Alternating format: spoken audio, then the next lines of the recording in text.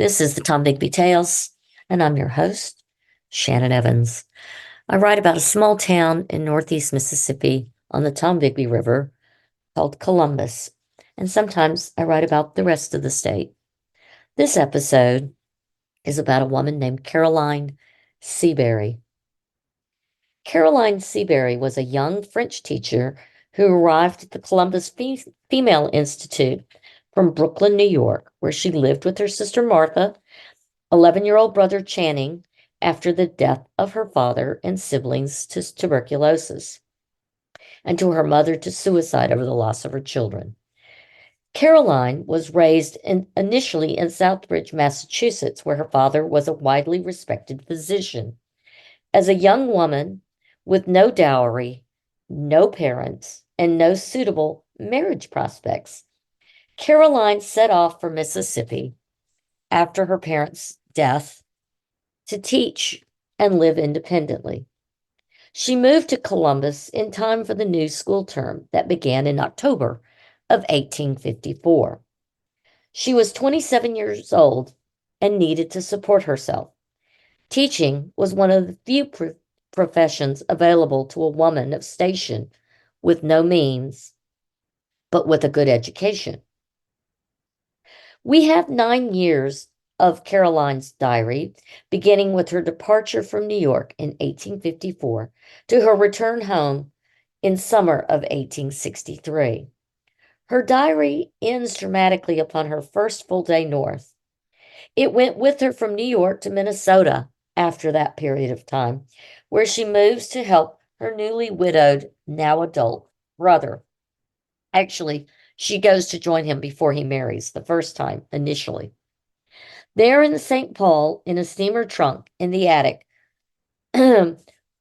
would her diaries be found by her brother's descendants and would be donated with other family papers to the Minnesota Historical Society in 1955 and become part of the Channing Seabury and family papers.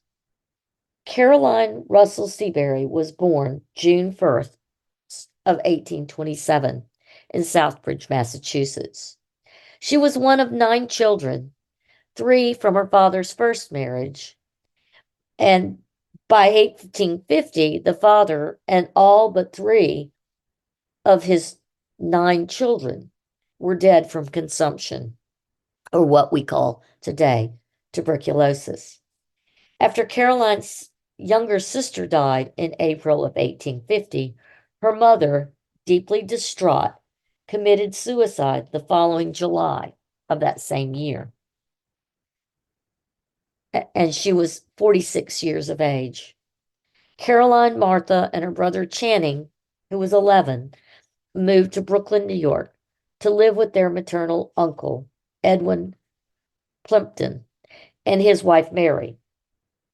They remained close for the remainder of all their lives. Caroline, in 1854, would depart for Columbus to teach at the Columbus Female Institute. She was leaving behind a life of profound sorrow for a new adventure in a new land to her and a new school, a school for the daughters of the wealthy families of Columbus and the planters out in the prairie.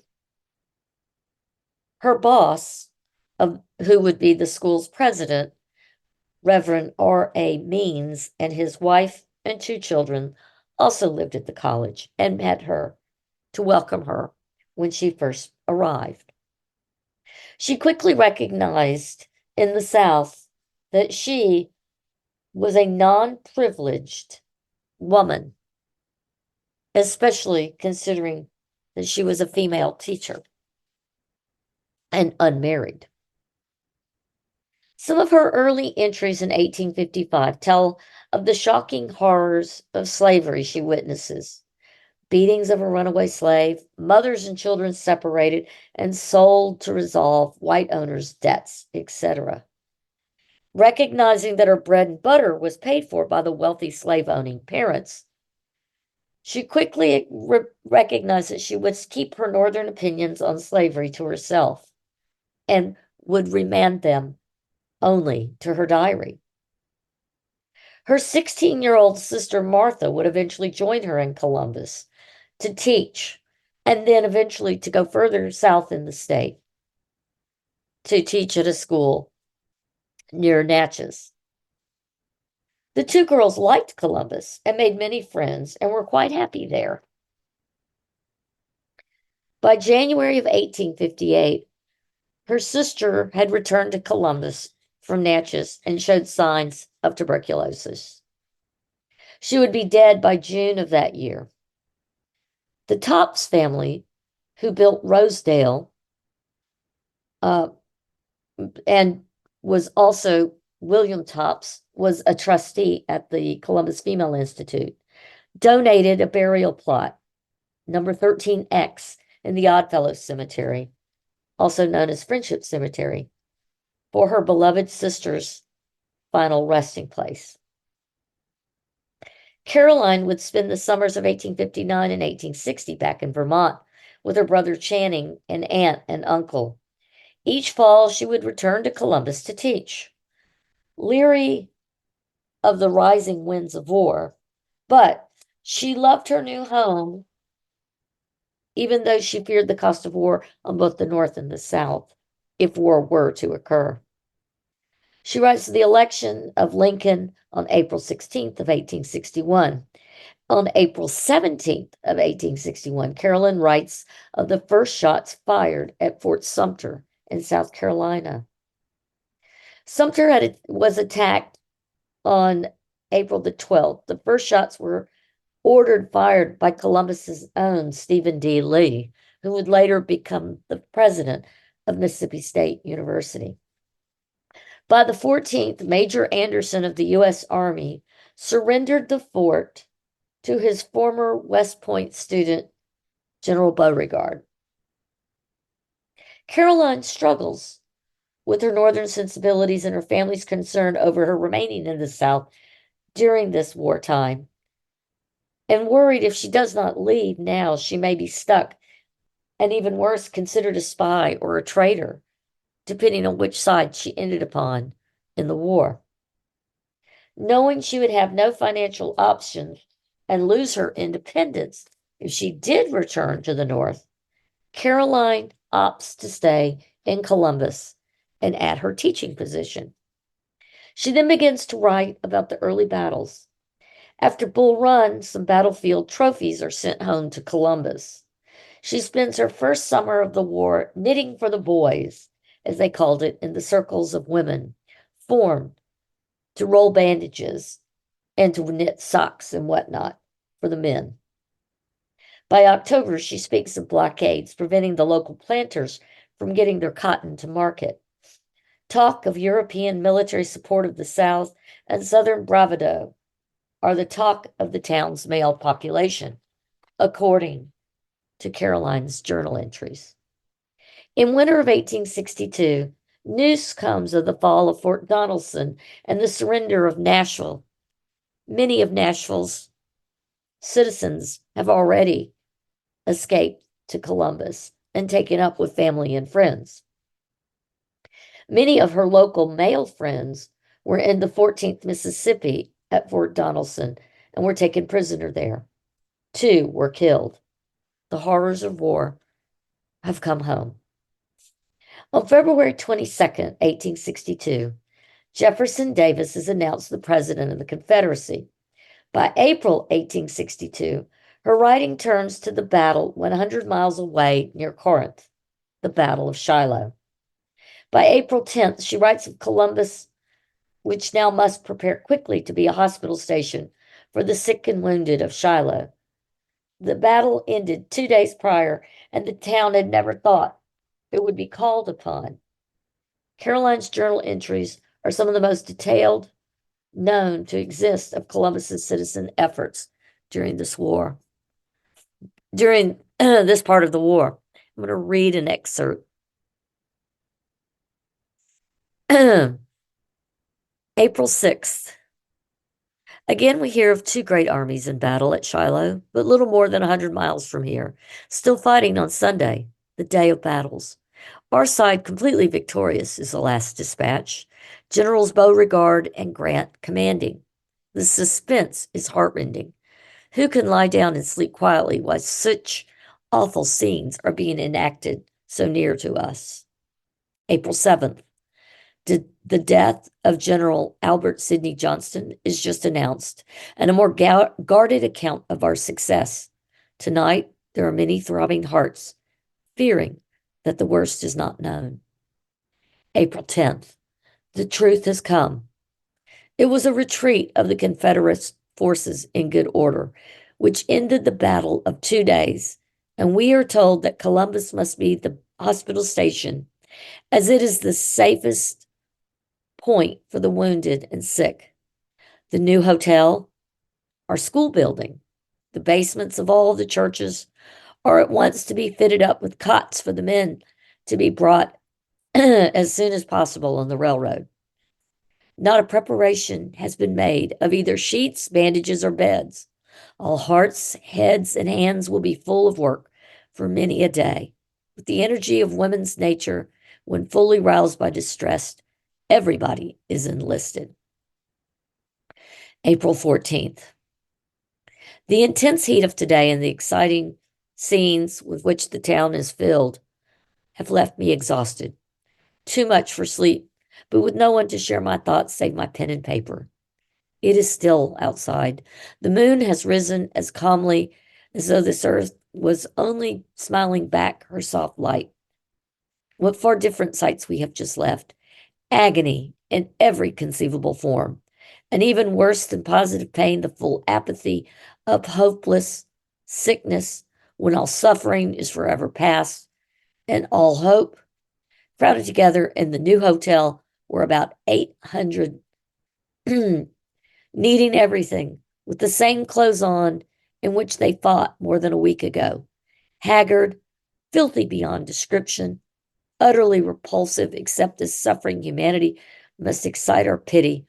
A large proportion of them with vacant, expressionless faces, with wounds whose only dressing since the battle has been the blessed rains from heaven. Their hollow cheeks and glaring eyes, mutely asking relief. The good face of Dr. Eve was seen here and there, he trying to bring some order out of utter confusion. From the room devoted to surgical operations came shrieks and groans, some faint as from the lips of the dying, others from the strength of intense suffering, up 3 flights of stairs through crowds of miserable objects lying along the sides of the walls. We went to the fever ward, which was filled to overflowing. As none of the building has been plastered, we could see through the different rooms, and who can ever forget it? The ladies were asked to distribute some nourishment, and how the poor wasted hands stretched out for it as we passed along. Some were too weak even for that and must be fed like children. Here was a mere boy grasping a piece of bread in the next cot, a gray-haired, withered old man with nothing but rags for clothing. His glassy eyes told too plainly that death had marked him. Not far along was a man of middle age, large frame, with hands which bore the marks of hard labor. He had battled with the world in times of peace and had conquered. War had taken him from home, and now wasting sickness had destroyed the strong man. His dying words my friend could not understand. Knowing how often I had listened for the last whisper, she called me, telling him I could hear them. He roused all the strength left and whispered, "I want my body sent to my wife. I promised her. Tell her I am willing to go. My pay is due for 6 months. She'll need it. Will you write for me and tell her this?" His voice stopped in half an hour. He was in the dead room. I learned the address of his wife from another member of his company, and my promise has tonight been kept. We passed the bunk of one tall, black-eyed young man without speaking to him. He lay perfectly quiet, but the surgeon said, "There is one of the sickest men," and we turned back. He was a lieutenant in a Louisiana cavalry company, wasted to a skeleton, but retained the mark of a true gentleman in his wan face and his manner. I had a rose in my hand and involuntarily laid it on his pillow. He smiled and turned towards it. The nurse said he'd been talking about that morning early about the sweet shrubs in his mother's yard and wondering if they had come. I happened to have some in my pocket, handed them to him. He could only say thank you. I love them. I told him he should have fresh ones every day. When we passed his place this evening, it was vacant. He lived only 6 hours after we saw him, but kept hold of the flowers, the nurse said, even in death. They found quite an amount of gold about his person, he told us. As the surgeon walked on with us, a light-haired, sunburnt boy of about 17 raised up and said, "Doctor, don't you know me? I'm so glad to see you." In vain he tried to think who the boy was. At last, when told, he could hardly be made to believe it. That the son of his old friend was there. As he went on, he said, wiping tears from his eyes, "I have known that boy from a baby. His father is a wealthy planter, and he an only child. What would his poor mother say to see him now? I thank God no responsibility of this war rests on my shoulders." Just as we passed into one room, there lay one with the sheet over his face, waiting to be carried out. His companions around were talking as though no one of their number had just left, or any of them might soon follow. In one corner was one giving orders for battle, his eyes glaring wildly about. Now and then he would level an imaginary gun and exclaim, "There's one more Yankee gone." He had been 3 days and nights thus raving. No one knew him, and he had nothing by which he could be identified about his person. In the hurried retreat, companies had become divided, many had straggled. The poor fellow screamed to Mrs. Long, "There, mother, I knew you would come and see me. There." Then the most violent exertions to come to her, but his feet were tied. Some poor mother may be grieving now for him, longing for some tidings of her dear boy, and he ere long will fill a grave, over which will be placed on a plain board, unknown.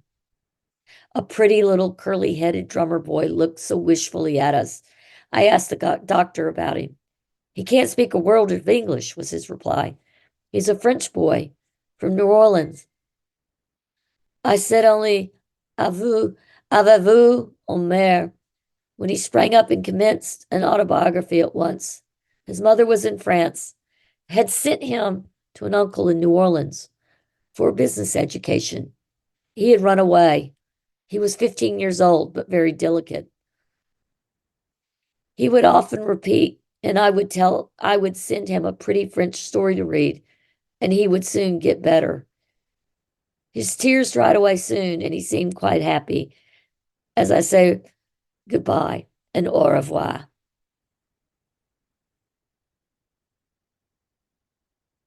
On April 28th, New Orleans fell to the beast, General Butler, who was harsh toward the inhabitants, male or female, young or old, and Caroline is disgusted even more by this. By July, Caroline discovers she is relieved of her teaching responsibility at the Institute in Columbus due to her being a Yankee, despite all she had done to serve the dying and the dead and the ill who had come from Shiloh. Colonel George Hampton Young, a trustee of the Institute and the owner of Waverley Plantation, hired her immediately to live at his mansion and be the teacher for his children.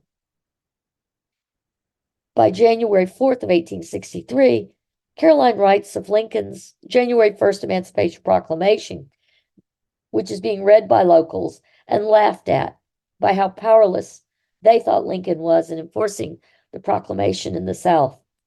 Caroline struggled with it all, knowing the Union meant business and the war will now only intensify.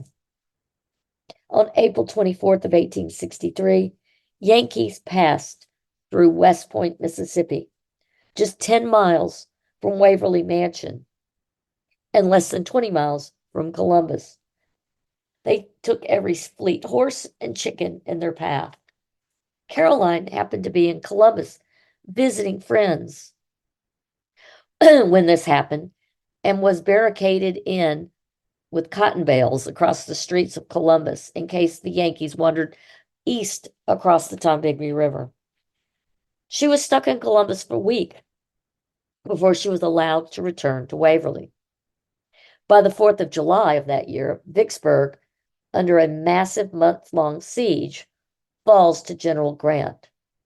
Caroline sees the writing on the wall. The South will lose this war, and if she's going home north, it's now or never.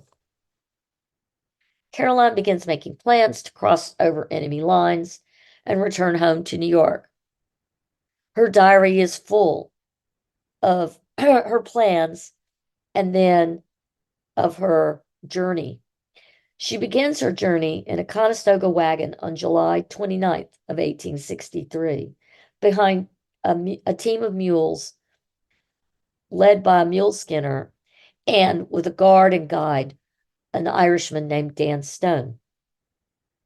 They begin the slow, arduous task across East Mississippi, headed west toward Panola County, and then a little further to northwest to finally boarding a tiny skiff on the Mississippi River to get Caroline and her trunks to Buck Island to await pickup by a Union ship. She's picked up eventually by the moderator and and deposited in Union-held Memphis, Tennessee. She eventually boards another boat headed north along the Mississippi River to just above Cairo, Illinois, where she takes a train to Cincinnati, Ohio, to stay with a cousin for a week to rest up and knock some of the trail's dust from her. She goes on to New York and arrives at her aunt and uncle's place 1 month exactly after beginning her trip home, only to find that after escaping war, crossing through enemy lines, she has to get the key from a neighbor to get inside the only home she has at the moment because her aunt and uncle are at their summer place in Vermont. She reflects on the 3 years of war conditions in the South, and now that she's home, she feels like a stranger in her former home. And so she sits unsure of what's next. What was next for Caroline Seabury? Well, what we do know is by 1866, Caroline leaves New York and goes to St. Paul, Minnesota to live with her brother Channing, who's a bachelor. She cooks, keeps house and gardens, and does the bookkeeping for her brother's wholesale grocery business. She wrote letters to friends in Columbus, Mississippi, and her aunt and uncle in Brooklyn, New York, religiously. We know she lived with Channing at least until 1878 per the city directory. She apparently leaves St. Paul in 1780 per family legend and returns to the South. But if it's Columbus, there's no 1880 census to consult and to confirm this. She does end up in Washington, D.C. in late 1892 and dies 5 months later on March 18th, today's date, in 1893. Her body is shipped from Washington, D.C. to St. Paul, Minnesota, where she is buried in the family plot in Oakland Cemetery. Caroline's diary gives us not only insight into life in Columbus as a woman from 1854 to 1863, it also shows how deeply divided her loyalties were for both the North and the South. It is an important narrative that shows in its rawest forms the Civil War South. While it is Caroline's Odyssey, it gives us a window into not just the everyday lives of women in pre-Civil War and Civil War South, but also an insightful examination of emerging women's independence and self-reliance taught in female seminaries and institutes across the nation that would be the precursor of women-only colleges and universities designed and led by women. It is women like Caroline Seabury who would set the standard at the Columbus Female Institute for what would eventually become the first state-sponsored women's university in the United States, the Industrial Institute and College, chartered in 1884 in Columbus, Mississippi, at what is today Mississippi University for Women. I want to thank you for being with me on Tom Bigby Tales today and tolerating my vocal fry. Thank you to Wisteria, Azalea, and Bartlett pear trees for the beauty of allergies. Thank you for joining me tonight, and I hope to see you soon. Good night.